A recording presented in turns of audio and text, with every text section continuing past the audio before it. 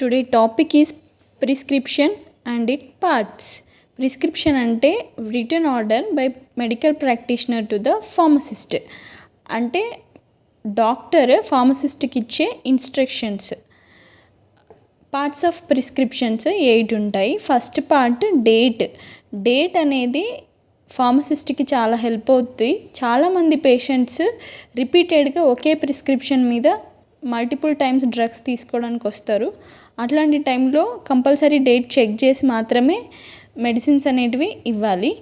Second part name, age, sex, address of the patient.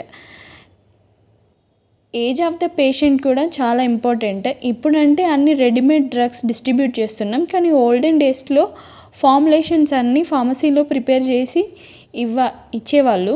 అలాంటి టైంలో age of the patient అనేది must. అంటే చిల్డ్రన్కి ఒకలాగా, ఓల్డ్ ఏజ్ వాళ్ళకి ఒకలాగా ఫార్ములేషన్స్, డోసేజెస్ అనేటివి ఉంటాయి. నెక్స్ట్ సూపర్స్క్రిప్షన్ అంటే ఏం లేదు, డాక్టర్ మెడిసిన్స్ రాస్తారు కదా, రాసే ముందు ఆర్ఎక్స్ అని ఒక సింబల్ రాస్తారు. ఆ సింబల్ అర్థం ఏంటంటే యూ టేక్. ఇది లాటిన్ వర్డ్ రెసిపీ నుంచి తీసుకున్నారు. ఇది ఒక అబ్రివేషన్. ఇది సైన్ ఆఫ్ జూపిటర్గా, గాడ్ ఆఫ్ హీలింగ్గా ఓల్డెన్ డేస్లో కన్సిడర్ చేసేవాళ్ళు.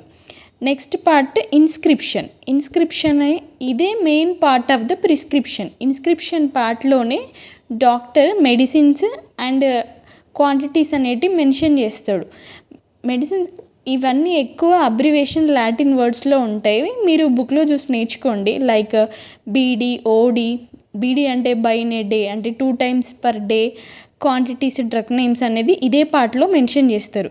నెక్స్ట్ సబ్స్క్రిప్షన్ అంటే డాక్టర్ ఫార్మసిస్ట్కి ఇచ్చే డైరెక్షన్స్.